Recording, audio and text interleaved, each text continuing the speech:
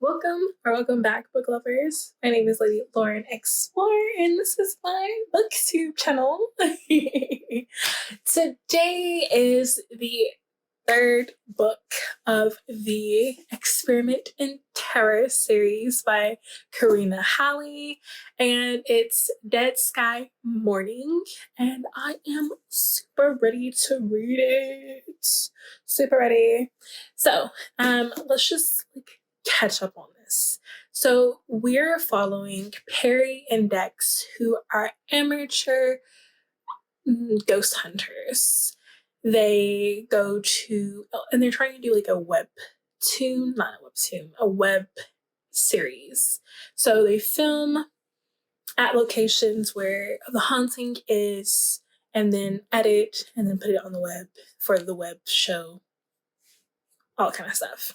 There is going to be like ghosts, spirits, demons, Red Fox, which was in the second book. We had skinwalkers, so like what it was a lot. But this also is a very slow burn romance.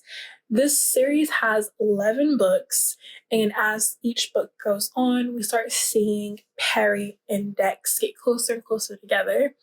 But we also must realize that like they also have other obstacles in their own lives that they're dealing with, because Perry, she just lost her job in the last book.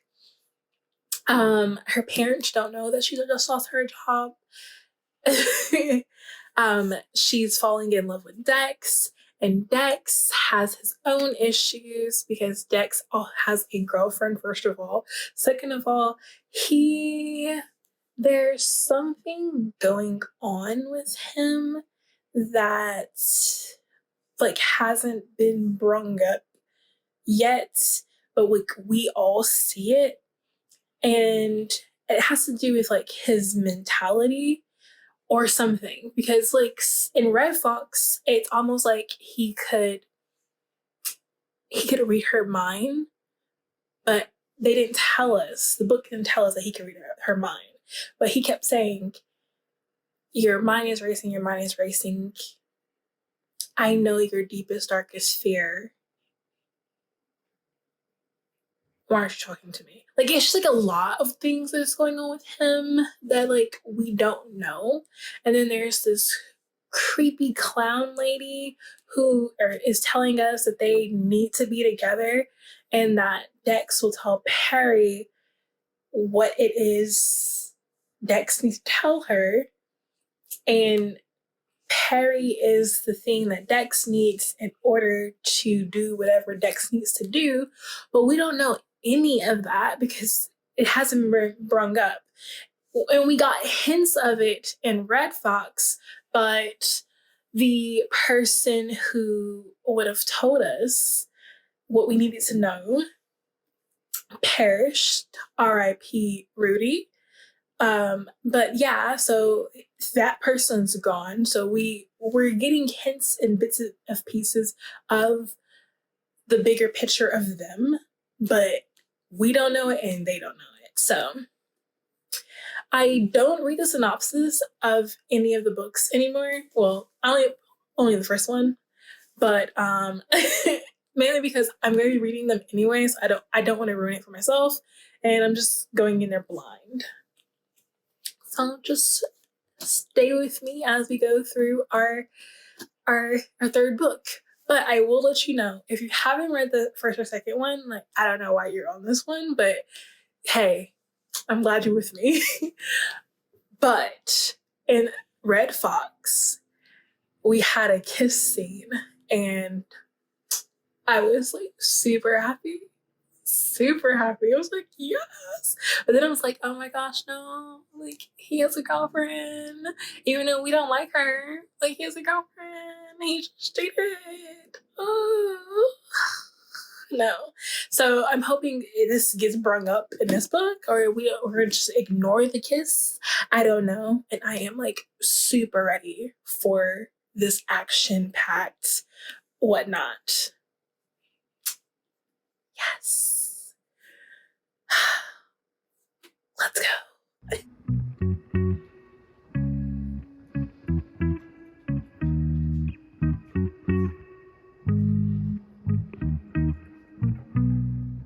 Okay, so I read till chapter 4 last night, and a lot of things haven't happened that I wanted to happen. And let's see here, 48 pages in. But we do know that Perry's family have found out that she got fired. And then they're like telling her, you have to quit the paranormal investigation thing. You have to find a real job and all this kind of stuff. And I'm just like, well, aren't you like 22 or something like that? What are you? You don't actually like listen to them. But anyways, and then she has to tell Dex that, but like she's still going through like these like emotions of her trying to figure out what's up with her and Dex. And I really, really wish that she would just like buck up and just ask him for clear boundaries of what they are going to do from now on. Because if I'm only going to have you for our investigations, then I don't want you. Like, I don't want to be in a romantic relationship with you. I don't want to like have these feelings for you if all you're going to do is just have me for these few days we're investigating something and then go back to your bombshell girlfriend in Seattle. And then we do this all over again when I'm starting to have feelings for you. And it seems like you have feelings for me, but you're like a yo-yo. And I don't like that. Dex is like giving me yo-yo vibes. But also Perry's not not telling him or saying, hey, what's going on between us. So we have that, but I will say that she is getting recognized, kind of, sort of. She had her first fan encounter, and it was so cute. I would not know what to do if I had my first fan encounter, but she handled it pretty well. But they are going to Canada because Perry has kept asking him that they should get to know each other without investigating anything paranormal. And he decides to drive all the way, I forgot where she is. But anyways, drive all the way to her parents' house to tell her parents that Perry can't quit the job because she's on the contract. So she has to stay on. So they have to let her and him continue on their paranormal show. And he's like, well, we're going to Canada. We're going to see a hockey game. You told me that you wanted us to spend more time together outside of being in this paranormal situations that we are in. So yeah, I will say that there are short novellas. I know 2 happened in this span book before this book, but after Red Fox. And it kind of like talks about it in this book, but like nothing significant happened there. Like nothing that she thinks significantly happened there. It's just them hanging out and them being together more often than not. But I don't think I'm going to read those because, again, like she explained it how she explained it. And if nothing significantly romantic happens, then I'm okay not reading them. But I do know there's like a 2.5 or something like that. It's like I know that there's like mini novellas in between some of these books. And if something significant happens in those novellas, I might read the novella to figure out, what it is so I can get my own taste of it. But yeah. But now they are going to be going to Canada. So we shall see what's going on because I have no idea what the case is because I didn't read the synopsis. So I'm going in super blind on this, just like super blind. And I kind of want to know, but I don't because I just want to just be there. But yeah. Oh, and then I found out that it's going to be a book 11 and I'm super excited because it's years later and I'm obviously Perry and Dex are together. So I'm ready. I'm ready. But let's get back to book 3 and figure out what's going on in here.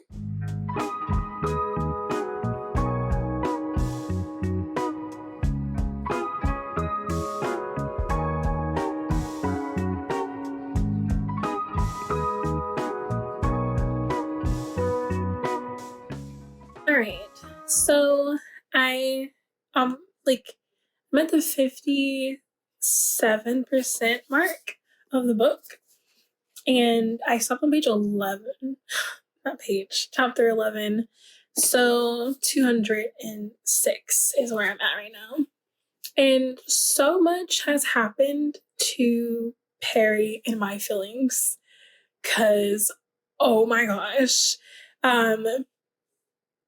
First of all, they get to Vancouver.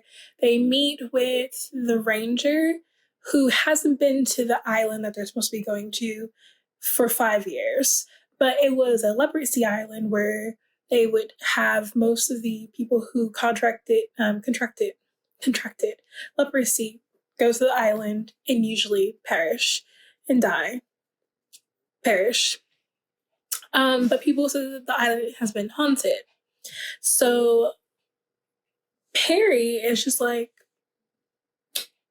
Dex didn't tell me anything, like what's really going on, and Dex is not telling her anything. She's reading the books about the island, and she's like, if you had told me about this before, I probably wouldn't have wanted to go. Basically, that's just manipulate the situation. So we're getting to the island, but there is this. Oh my gosh. There's this scene when they were going to the hockey game after they finished talking to the ranger.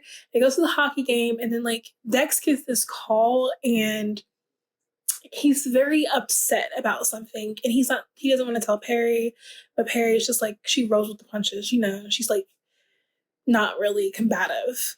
I would have been like, what's going on? But whatever. So then he's like, hey, let's go to a strip club. And I was just like, a strip club? All right, I'm down. Give it to me. I love strip clubs. Yeah.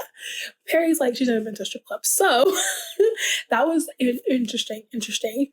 But we also like find out like his true feelings like secondhand, because like they're getting wasted at the strip club. And he's talking about like how she sees herself, like she is beautiful. And even the strippers are like, with her eyes, her tits, and her ass, like she'd be a great stripper at the strip club. And he's just like, yeah, you're beautiful. Like, I don't understand why you keep like harping on you're not being beautiful in the comment sections. It's just like a lot going on. And like she's just, not seeing it herself. That was a great scene. Really embarrassing, but super great. But it brings us back to the island. So they get on this island, are going to the island, and Perry's like, I don't want to leave the boat. So how about you bring all the stuff to the island, and I'll just stay on the boat until you get finished, and then we'll figure out what's going to happen. And while Dex is gone, there's a hand that just like plops itself on the window. And she's like, nope.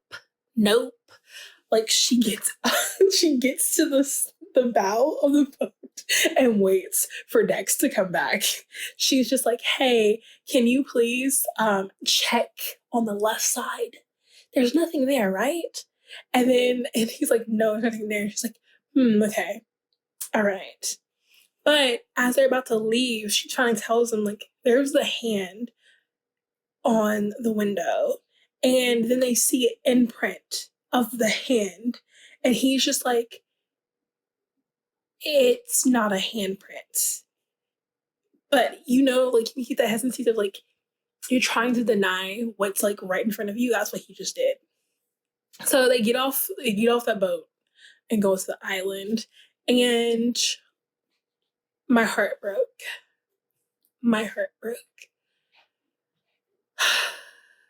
They play Never Have I Ever.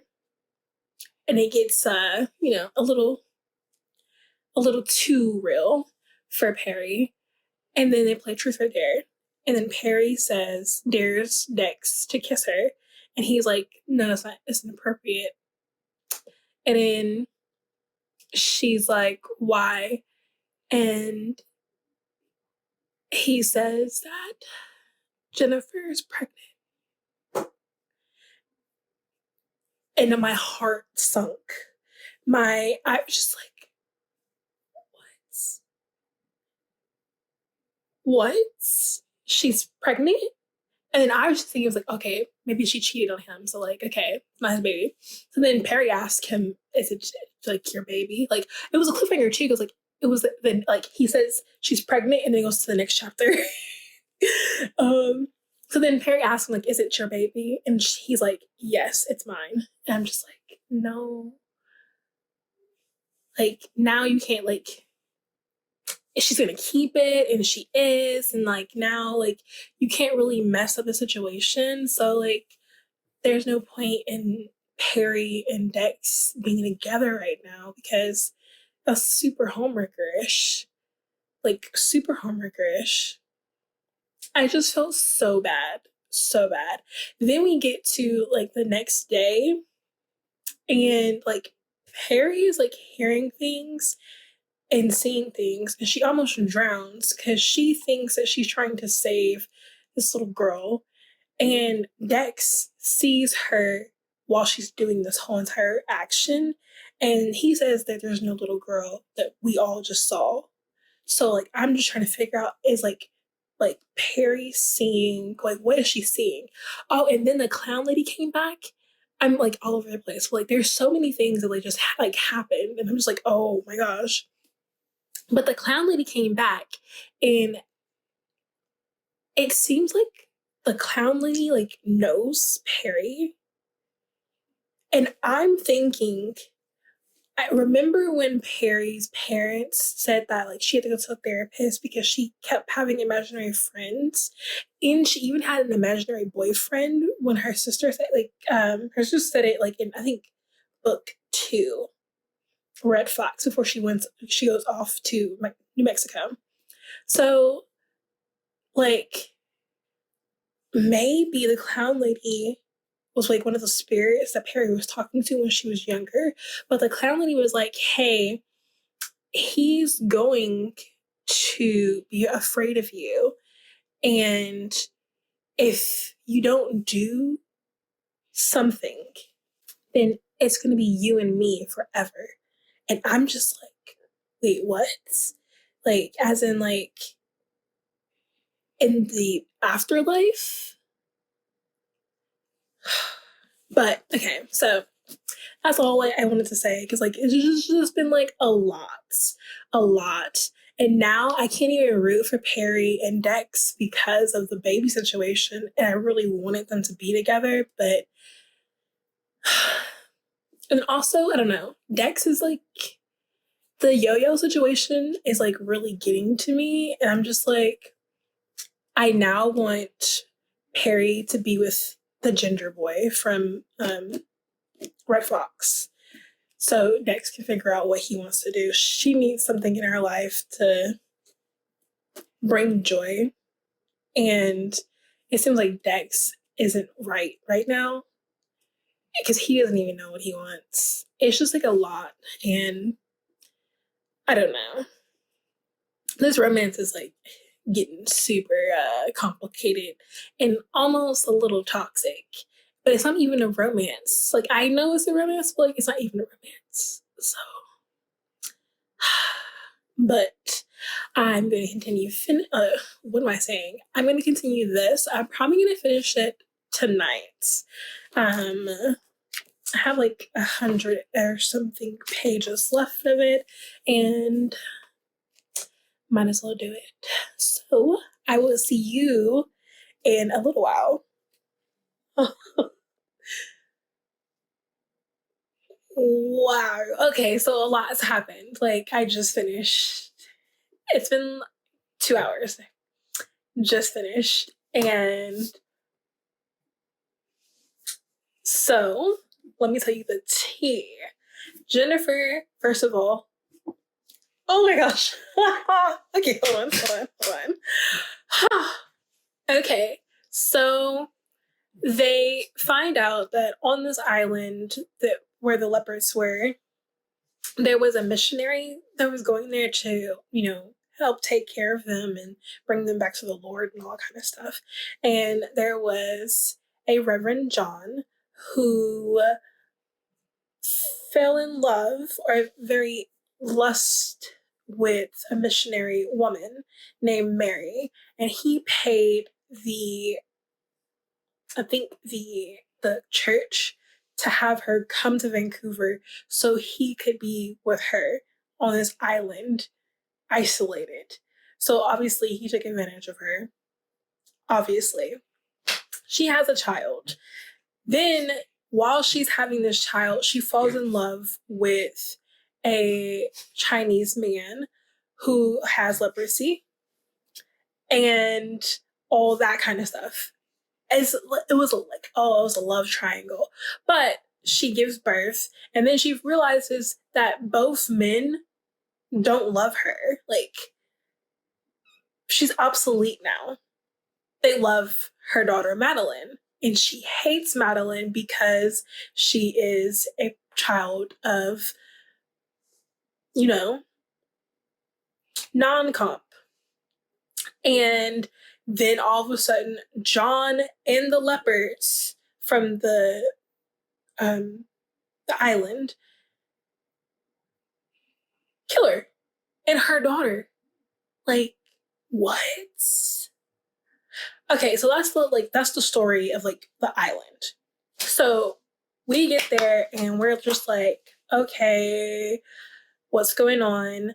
Like, Perry is seeing Mary and the child, Madeline, and she gets like hints of like people, but not like people. Then like Dex is like being really, really shady.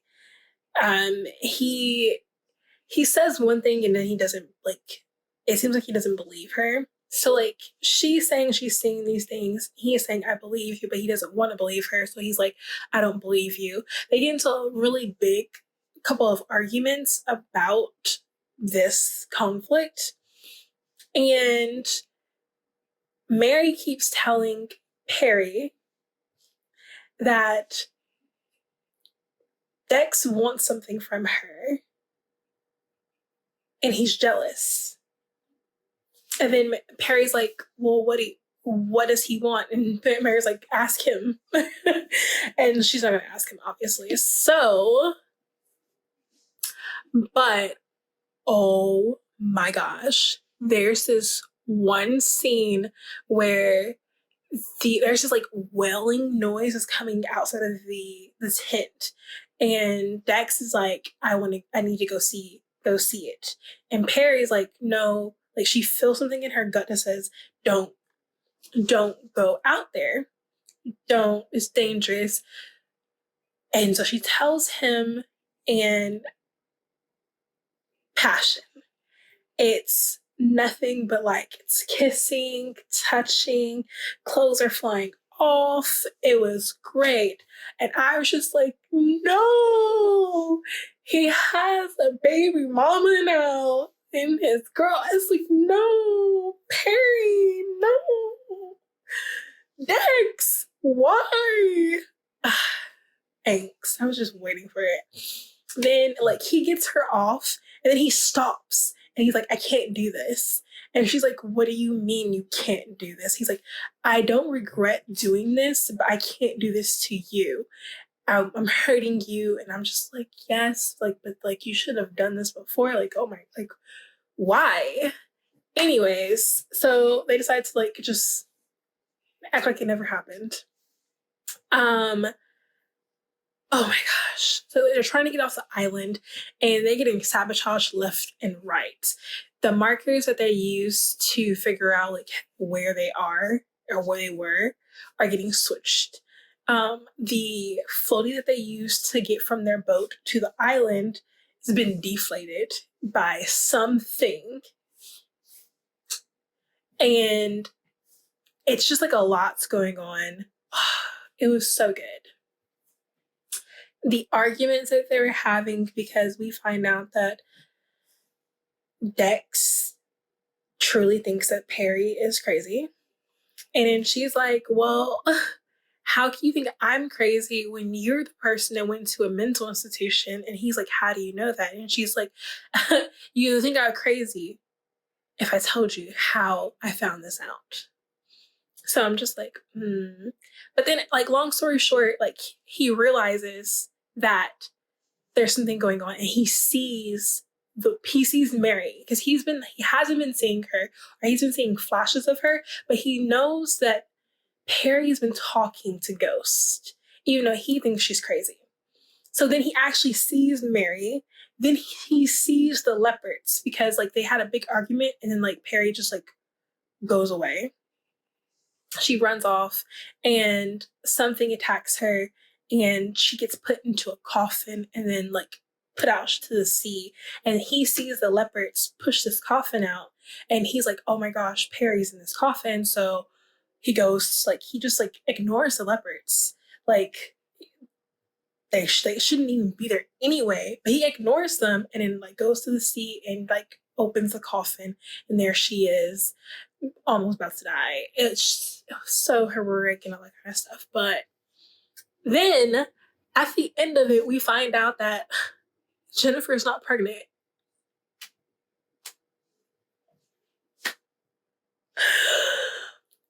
What? She's not pregnant? All right. Well, I'm glad I took a shower and I finished this book, but yes, this is the end. Nothing's resolved. Like, we don't know. I don't even remember if they actually got the tape that they were looking for, because they went back to get the tape with all the footage on it. I hope they did. But anyways, this is the end of Dead Sky Morning by Karina Halle. This is the third book, and I am ready for the fourth one, which is Lying Season. So I hope you guys enjoyed this read along with me, or reading vlog, I mean. But I will see you guys in my next video. Ha ha ha ha ha. I hope you guys have a wonderful day. My name is Lady Lauren Explorer, and I'll see you. Bye.